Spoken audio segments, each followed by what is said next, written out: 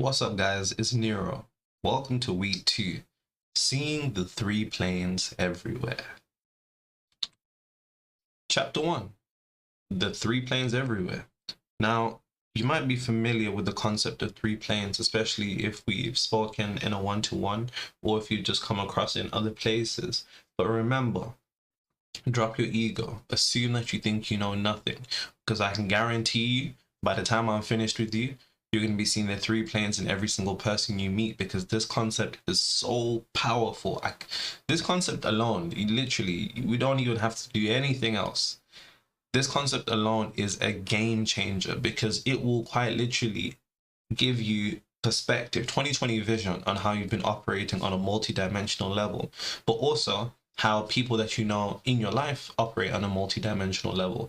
And it's like seeing the codes of the matrix, quite literally. So man, I'm excited. Let's go.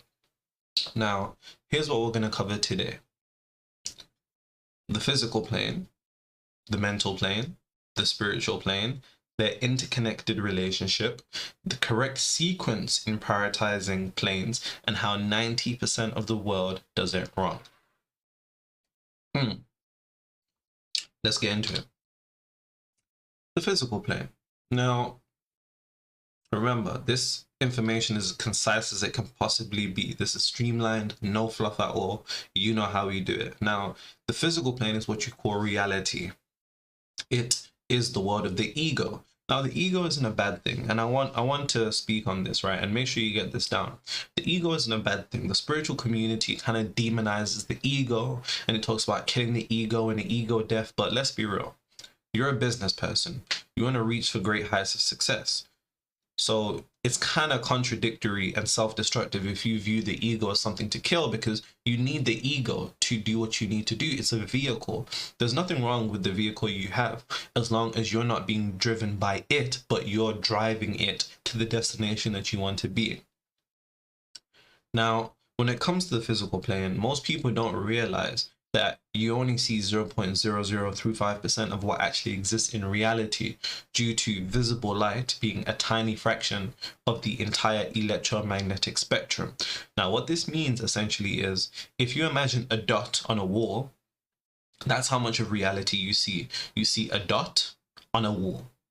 And it's funny, because if you think about every deal that goes right, every deal that goes wrong, every business success, every business failure, we pour so much emotion and so much importance upon a dot on the wall.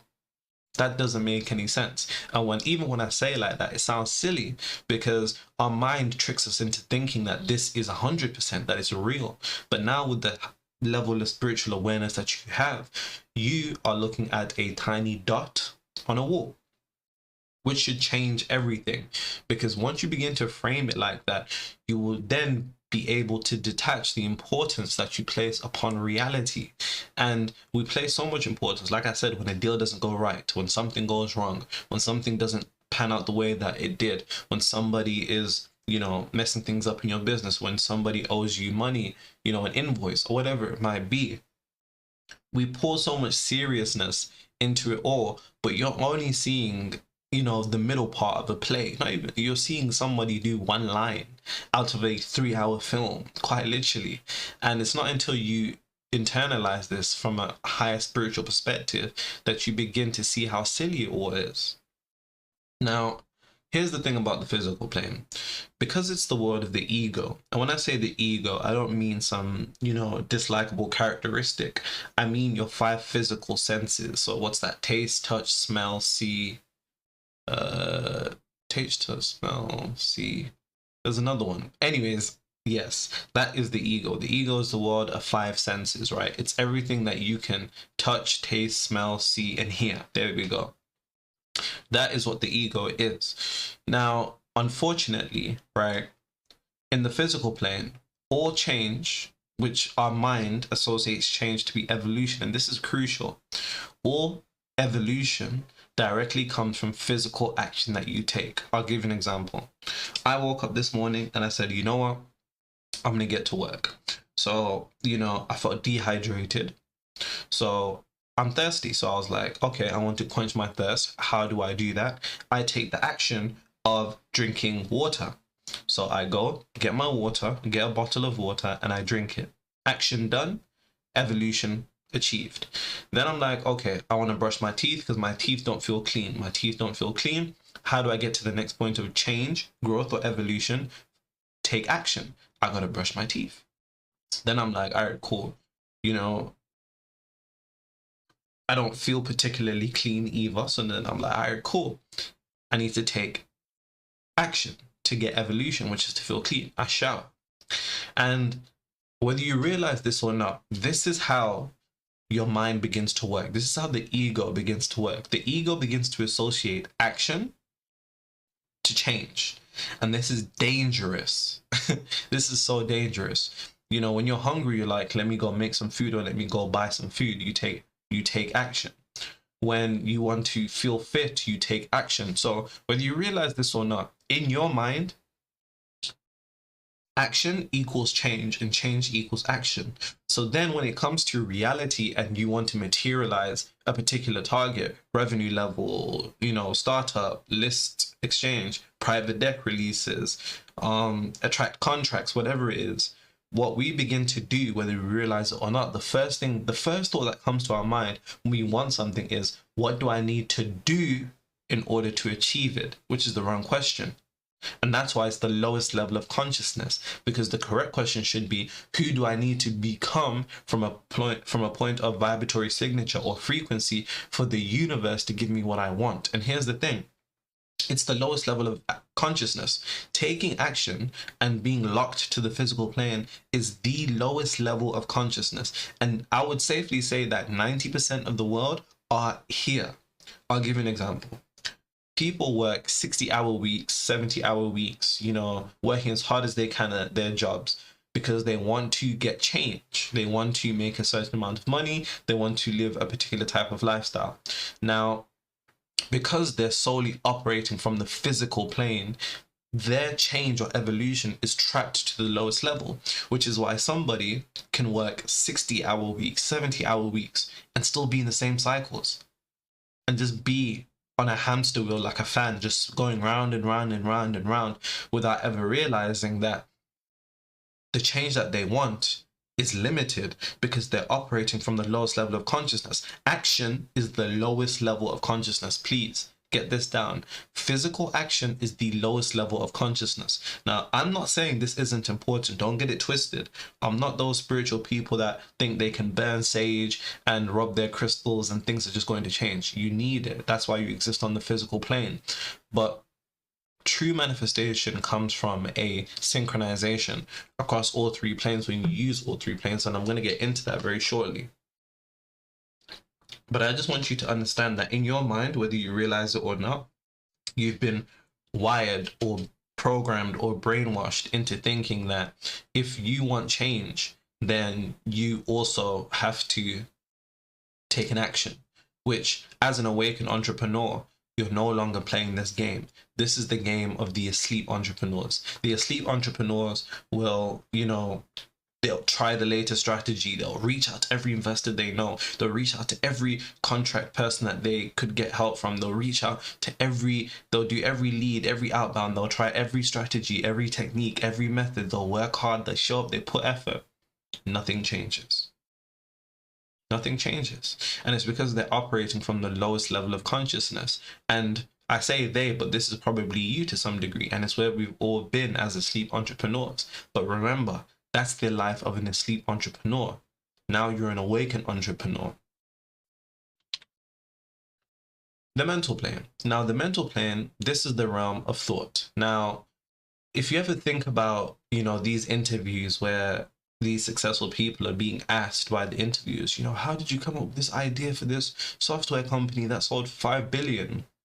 And the guy says, I don't know. Or the girl says, I don't know. It just came to me. Came from where? The mental plane. Now, I want you to think about it like clouds of thought that exist. And like clouds, it rains. And these thoughts rain down into your mind depending upon your vibration at any given time. Classic example. When you're in a negative state of mind or negative emotional state, it's more easy for those particular thoughts to come. When you're not happy, it's easier for thoughts that will make you less happy and make you more upset to come to you. And it's because the thoughts that you experience are solely determined by your vibration at any given moment. And your vibration is always oscillating. It's always going up and down, up and down, up and down. And people always say to me, Nero, how do I always be high vibrational? Well, then I say, how do I be perfect? And what you understand is it's not possible for you to always be high vibrational, but it is possible to oscillate within a higher vibration for a longer duration of time, but you're bound to experience, you know, a negative vibration, whether you realize it or not. Now,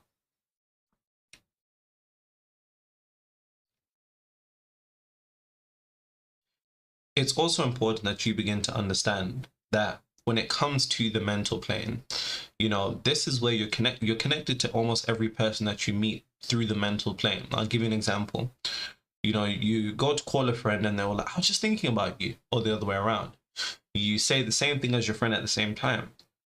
Mangoes.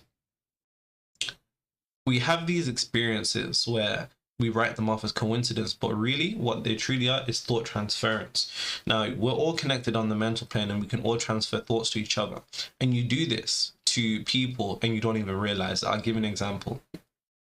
So let's say there's a client that you take on or an employee and they're not doing what you want. They're not doing what you want. The client, they're not paying you on time, or they're giving you the runaround. I'll pay. Or the employees, I'll get it sorted. You then begin to absolutely insult this person in their head.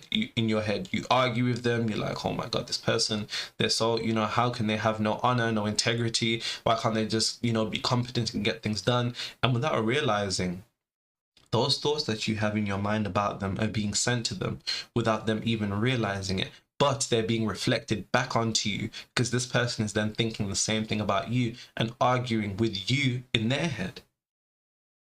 So think about this. Remember, cause and effect, cause and effect. Every scenario now should be reverted back to your mind. And what are my emotional thoughts, the thoughts that I'm having that are emotionally charged about this particular person? Now, the mental plane is mid-level consciousness. So as an entrepreneur, this is where you're at, right? But you oscillate between the physical plane because you're always grinding and hustling, and the mental plane. And what that looks like is a disassociation from the ego. So where the ego, you know, might think to itself, okay, let me make a business. That's thinking smart, and you're no longer connecting your result, your output to your input, which is your business, from the ego to the mind. Finally, you have the spiritual plane. This is the realm of your spirit, also known as the astral plane. Now, this plane is all about your connection to the source. The stronger it is, the easier it is you manifest. Now, it doesn't matter what religion you are. You might be Christian, you might be Muslim. None of that matters. What matters is your connection to the source. Now, the stronger that is, the easier you manifest. And this is where your God self exists and gives you the intuition, which is going to be critical to your manifestations. Now, most people, this is the high level of consciousness, if truly used, but most people rarely do use it. And we actually get further, you know, further along in the program, in the course, sorry, we go through how to actually use it. But it's all about your connection. And what you don't realize is because you're hustling and grinding, you're solely operating from the ego, and it's the I have to get this done, I have to get this done. And you lose that connection to the higher source to get things done for you. When was the last time you just let go? You understand what I'm saying? But like I said, we'll go into more detail. Now, the mental plane is the cause and the physical plane is the effect. And we spoke about this, so you should have an understanding, but this is how it works. The mental plane is the cause and the physical plane is the effect. Now, there's an order in which you should prioritize the planes. People always say to me, which plane is more important? None is more important than the other, but the order in which you go about them is extremely important. Now, the mental plane has to be the first thing you prioritize.